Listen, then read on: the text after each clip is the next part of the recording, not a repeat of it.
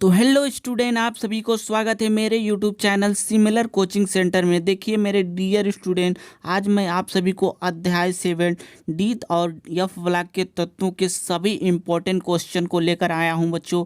अगर आप लोग इस वीडियो को पूरा देख लेते हैं तो आपका जो है बच्चों पेपर में 6 से 7 नंबर आपका पक्का हो जाएगा। तो देखिए बच्चों, ये जो प्रश्न मैं लेकर आया हूँ पेपर में ज़्यादा से ज़्यादा बार पूछे जाने वाले क्वेश्चन हैं, इसलिए आप लोग इसे ज़रूर अंत तक देखिए ताकि आपका भी पेपर में अच्छा मार्क्स आ सके। तो देखिए बच्चों, मैं आपको जो है डी तथा एफ ब्लॉक के तत्वों के सभी महत्वपूर्ण प्रश्न को बताऊंगा जो आपके पेपर के लिए बहुत ही महत्वपूर्ण है बच्चों। तो देखिए यहाँ पर आप लोग देखिए ध्यान से कि संक्रमण तत्व क्या है, उन्हें संक्रमण तत्व क्यों कहते हैं। यहाँ पर देखिए बच्चों की डी ब्लॉक के तत्वों को संक्रमण तत्व कहते हैं। क्या कहते हैं बच्चों? डी ब्लॉक के जो तत्व होते हैं उसे संक्रमण तत्व कहते हैं। और देखिए बच्चों आगे की इन्हें क्यों संक्रमण तत्व कहा जाता है, तो वे तत्व जिनके अंतिम इलेक्ट्रॉन डी ऑर्बिटल में प्रवेश करते हैं संक्रमण तत्व या डी ब्लॉक के तत्व कहते हैं। क्या कहते हैं बच्चों? संक्रमण तत्व या डी ब्लॉक के तत्व कहते हैं। एक बार फिर से देखिए बच्चों ध्यान से आप लोग की डी ब्लॉक के तत्वों को संक्रमण तत्व कहते हैं। वे तत्व जिनके अंतिम इलेक्ट्रॉन जो अंतिम इलेक्ट्रॉन होते हैं डी ऑर्बिटल में प्रवेश करते हैं उसे संक्रमण तत्व या डी ब्लॉक के तत्व कहते हैं। क्या कहते हैं बच्चों? संक्रमण तत्व कहते हैं। फिर आगे देखिए बच्चों आप लोग की अगला क्वेश्चन है हम लोग का। अगर आपको पहला क्वेश्चन आपको समझ में आ गया है तो आप लोग दूसरे क्वेश्चन की तरफ चलिए बच्चों। यहाँ पर हम लोग का दूसरा क्वेश्चन है कि देखिए बच्चों हम लोग का दूसरा क्वेश्चन है कि कॉपर पर +1 रंगहीन परंतु कॉपर पर +2 रंगीन होते हैं क्यों। देखिए बच्चों बहुत ही इंटरेस्टिंग क्वेश्चन है, ये 2020 और 22 के पेपर में पूछा गया था, तो आप लोग इसे जरूर देखिए। देखिए यहाँ पर क्या कह रहा है कि जिन संक्रमण तत्वों का डी कक्षक आंशिक रूप से भरे होते हैं वे तत्व रंगीन होते हैं। क्या होते हैं बच्चों? रंगीन होते हैं। और आगे देखिए कि कॉपर +1 आयन में डी कक्षक पूरी तरह भरे होते हैं, पूरा भरे होते हैं बच्चों। देखिए यहाँ पर कि जो Cu+1 आयन में जो है बच्चों यहाँ पर 10 इलेक्ट्रॉन भरे होते हैं। और यहाँ पर देखिए बच्चों आगे क्या करा कि जबकि कॉपर +2 आयन में जो है आंशिक रूप से भरा होता है, मतलब कि आंशिक भरा होता है बच्चों। यहाँ पर देखिए बच्चों यहाँ पर जो Cu+1 में जो भी 10 इलेक्ट्रॉन पूरी भरा हुआ था, और यहाँ पर देखिए यहीं अगर आपको देखा जाए कि यहाँ पर कॉपर +2 में देखा जाए कि यहाँ आंशिक रूप से 9 ही इलेक्ट्रॉन भरा हुआ है। तो इसलिए बच्चों यहाँ पर कॉपर +1 रंगहीन तथा कॉपर +2 रंगीन होते हैं। इसीलिए बच्चों ये रंगहीन और ये रंगीन होते हैं। आप लोग को समझ में आ गया होगा बच्चों। दूसरा क्वेश्चन भी एक बार आपको फिर से समझा दे रहा हूँ कि जिन संक्रमण तत्वों का डी कक्षक आंशिक रूप से भरे होते हैं वे तत्व रंगीन होते हैं।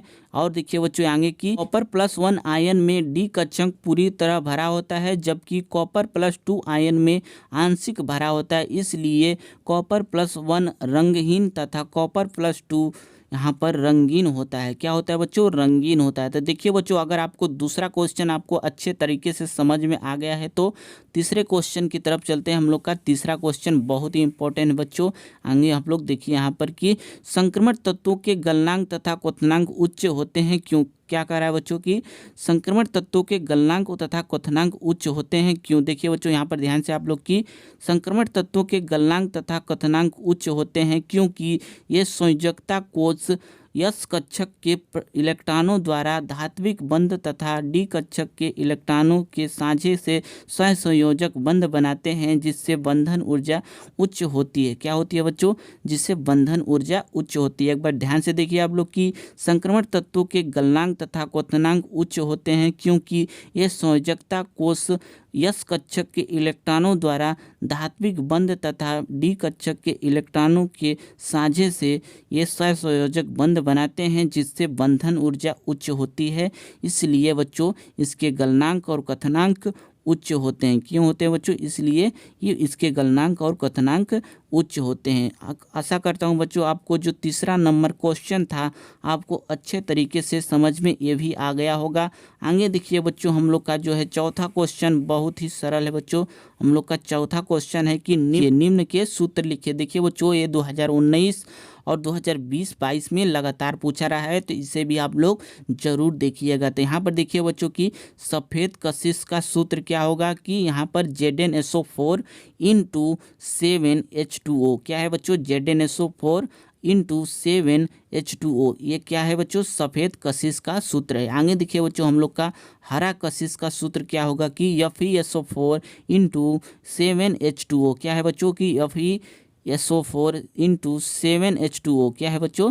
7H2O। ये हमारा हरा कशिश का सूत्र है बच्चों। तो आगे देखिए बच्चों हम लोग का तीसरा जो सूत्र है नीला थोथा। क्या है बच्चों? नीला थोथा का सूत्र है। यहाँ पर देखिए ध्यान से कि CuSO4 इंटू 5H2O। क्या है बच्चों की CuSO4 इंटू 5H2O। क्या है बच्चों? नीला थोथा का सूत्र है ये। आगे देखिए बच्चों हम लोग का मोहर लवण क्या होते हैं? मोहर लवण का जो सूत्र है बच्चों यहाँ पर देखिए आप लोग की FeSO4 इंटू यहाँ पर कोष्टक में NH4 कोष्टक 1 2, फिर यहाँ पर देखिए कि SO4 इंटू 6H2O। क्या है बच्चों की FeSO4 कोष्टक में NH4 कोष्टक 1 2, यहाँ पर SO4 इंटू 6H2O। यहाँ पर हम लोग का मोहर लवण का ये सूत्र है। आगे देखिए बच्चों अगर आपको चौथा क्वेश्चन अच्छे तरीके से समझ में आ गया है तो हम लोग पाँचवें क्वेश्चन की तरफ चलते हैं। हम लोग का पाँचवा क्वेश्चन बहुत ही इंटरेस्टिंग है बच्चों। आगे देखिए हम लोग देखिए बच्चों हम लोग का 5वां नंबर क्वेश्चन है। आप लोग ध्यान से देखिए कि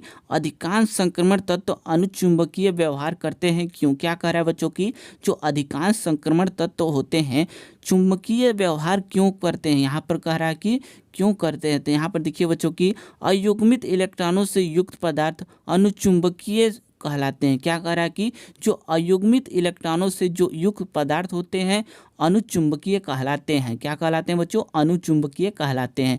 संक्रमण तत्वों के जो डी कक्षक में अयुग्मित इलेक्ट्रॉन होते हैं। क्या होता है बच्चों? जो संक्रमण तत्व होता है उसके डी कक्षक में अयुग्मित इलेक्ट्रॉन होते हैं, इसलिए ये अनुचुंबकीय व्यवहार प्रदर्शित करता है। क्या करता है बच्चों?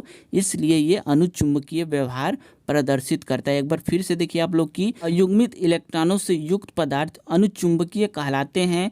संक्रमण तत्वों के डी कक्षक में अयुग्मित इलेक्ट्रॉन होते हैं। क्या होते हैं बच्चों? जो संक्रमण तत्व है उनके डी कक्षक में अयुग्मित इलेक्ट्रॉन होते हैं, इसलिए अनुचुंबकीय व्यवहार प्रदर्शित करते हैं। क्या करते हैं बच्चों? इसलिए अनुचुंबकीय व्यवहार प्रदर्शित करते हैं। अगर आपको पांचवा क्वेश्चन अच्छे तरीके से समझ में आ गया है बच्चों तो आप लोग मेरे चैनल को जरूर सब्सक्राइब कर लीजिएगा। कि आप लोग अगर सब्सक्राइब करे रहेंगे तो मैं कोई भी वीडियो डालूं आपके तुरंत मोबाइल पर नोटिफिकेशन जाएगा, जिससे आप लोग वीडियो को आसानी तरीके से देख पाएंगे। तो देखिए बच्चों अगर आपको ये जो वीडियो अच्छी लगी है तो मेरे वीडियो को लाइक ज़रूर कीजिएगा और कमेंट बॉक्स में आप लोग ज़रूर बताइएगा कि आपको ये जो हम महत्वपूर्ण प्रश्न था आपको कैसा लगा, किस ढंग से समझ में आया। तो देखिए बच्चों आज के लिए तो बस करते हैं, कल मिलते हैं किसी अगले और ऐसे ही महत्वपूर्ण प्रश्नों के साथ।